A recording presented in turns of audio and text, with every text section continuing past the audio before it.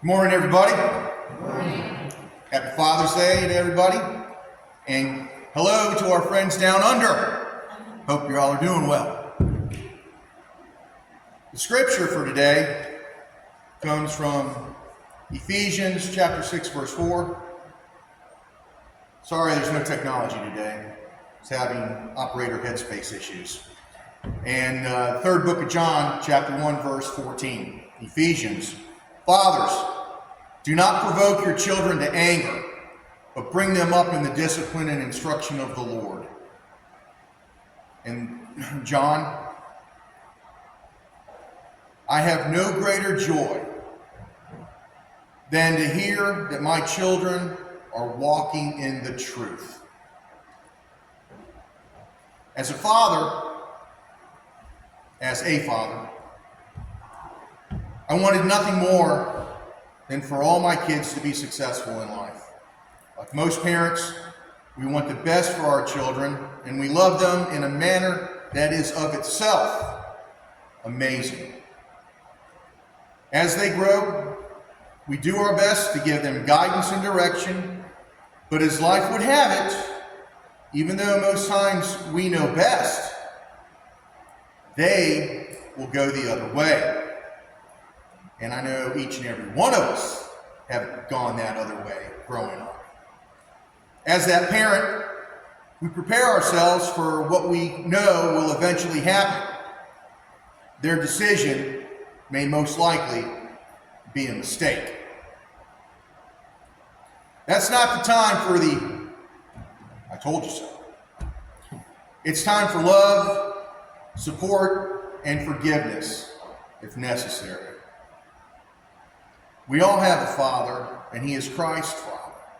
Like us with our kids, he looks on us with love, hoping we make the right decisions, but knowing we're going to make some bad ones. Yet, he is still with us. We just have to reach out to him. Like the child that returns to the parent for support. I've had a few moments in my life as a teenager that, went against the grain. One night, I was out with a couple of friends of mine, an upperclassman and another one, and we went to this party. Wasn't a good party. Just wasn't, so we decided, hey, we're just going to drive around for a while. So hey, driving around at night, we stop off, get something to eat, and then I take this road that I've never been on.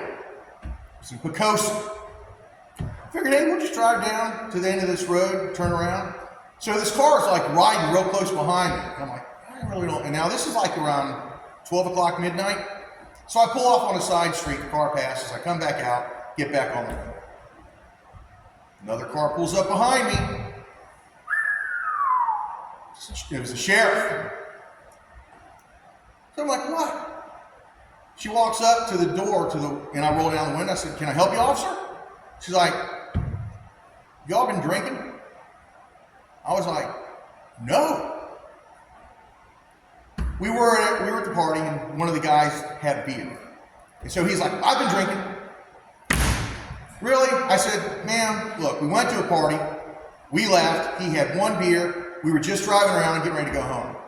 She's like, you're going to have to follow me. Like, where are we going? We're going to the station. You're after curfew. It's 12 o'clock. I said, I've never been in this town before. We're just driving through. Let us go. No. So she called another officer, and we were boxed in, and I just followed him to the station. I said, look, you're making a huge mistake. Just let us go home. She goes, no. So 1 o'clock in the morning, my one friend, his dad, I grew up with him, shows up in his robe, looks at us, we're just sitting in these chairs. I'm like, I'm sorry, sir. He's like, you're not hurt. It's okay. The other guy that was with us, the upperclassman, was still on the phone trying to convince his dad to come get him. And I told the sheriff, I said, look, I told you this was a mistake. You should have just let us go. Now you're going to have to deal with his dad. My parents show up. Now, I felt horrible because one of my brothers had an accident and got called. And he's 18 years older than me. So I'm thinking, oh, good Lord, now they're going to go through what every parent. And of course, we all know that at that moment, the fear of God strikes you like, oh, dear God, what has happened? Please, no, let them be alive. And then when they realize you're alive and you're unhurt, that's when the anger comes in, because now you put them through that. I felt horrible. I truly did. I was grounded after that, and rightfully so. But it's something that, as a parent, you never want to go through that. And I learned that lesson very well. I still feel bad to this day that my parents had to go through that. And I remember when my kids were in middle school, they'd ask me a question, and I'd answer it, and then they'd tell me I was wrong. And it would infuriate me, because I knew I was right. Yet I realized that they were, in their own way, breaking out of the nest, if you will, and learning more about themselves as who they were and who they became. I've got 3 daughters, but 2 of them played soccer. Emily's right there. Marissa played when she was 8. I think you played, when you were 11? Yeah. So I coached the soccer team. It was a rec team. And it was a great experience, and they both enjoyed playing. And my youngest son, Tyler, he was 15 and a half. He's like, Dad, I want a job. Because Marissa and Whitney at that time were working, and he saw that they had money. I said, okay, well, you're not 16, so, you're going to have to probably work for a buddy of mine who's got a long. He said, I don't want to work outside. I said, you're really restricting your options here. And I said, okay, I got an idea. I said, you can work at Angelo's. That's a private company, private restaurant. And of course, like the 15-year-old, he's thinking he's just going to walk on in there. I said, do you want the job or not? Well, yeah. I said, so I'm going to tell you how to do this. And I rest assured, you'll get their attention. He goes, all right. So you walk in there, you look at the cashier, and you ask to speak to the owner. Now, the cashier's going to look at you and ask you if there's anything she can do. You say, no, I want to speak to the owner. So the owner's going to come out, and you guys say, hey, I'd like an application. I didn't know if you were hiring. And the first thing they're going to ask you, how old are you? And this is what you need to tell them, because no one's going to say this. Say, don't let my age be a factor. Let me prove to you my work ethic. Nobody says that. And that's what he said, and they gave him the application. Now, I know Angelo, and I know his son who runs the restaurant. And so they decided to hire him. They were going to let him work 4 hours on Saturday and 4 hours on Sunday. And I told him, you got to ride your bike to work. I'm not taking you, because he had to be there at 7. And it was like 4 miles away, so it wasn't that far. And so he did. Every Saturday and Sunday, he rode his bike. And they put him in the kitchen doing the dishes, the hardest job they had. So he worked every other weekend. And then they were like, we want you to work every weekend. Well, he was spending the other weekend at his mom's. So I said, that's on your mom. And I'll give credit to her. She took him to work every weekend. Then that went from 4 hours on Saturday and Sunday to 8 hours on Saturday and Sunday. And I'm like, man, he's really learning this lesson. And then it was like, we want you to work Monday and Wednesday nights. So by then he had purchased a vehicle, and and I was like, this is a perfect example of merit. This is how it works. I'm very proud. I'm proud of all my kids, but that's an amazing story.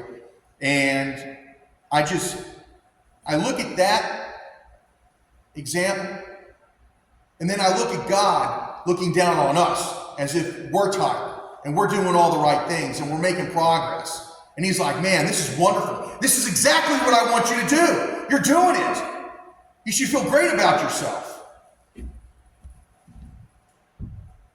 And then we stumble,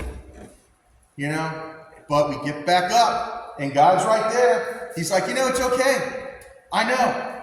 I knew you were going to go through that, and I got to tell you, the reason why you went through that is so you're prepared for when it happens again. You'll be stronger for it. When I was 13, I played golf growing up. My dad was an avid golfer, and he signed us up for this tournament, Newport News, called the Spring Things, father-son tournament. 9-hole, of course. So we're playing, and we're playing with a buddy of mine from high school. that I knew. And his dad was stationed at Fort Monroe. He's a lieutenant colonel. And my dad was a retired Chief Warrant Officer Corps, spent 30 plus years in the Air Force. But anyway, it was best ball, and then it got hit in the sand trap. Then it was my shot. I hate sand traps. It's like the most difficult shot to make. And so I'm walking up, and Dad looks at me and says, "Get it on the green." Really? You want to talk about stress? I was like, and they're not easy shots. So I get up there behind the ball, and I'm doing my thing, and I'm like, something? I'm just going to swing. I'm not thinking about this. I'm just going to swing. And I got it within a foot from the hole. I couldn't believe it. And I'm like, wow, man, that was luck. And then Dennis's dad walked over to me. He goes, "Hey, did you think about that before you hit that ball?" I said, "Yeah." He's like, "Then it wasn't luck." And I learned a valuable lesson at that moment.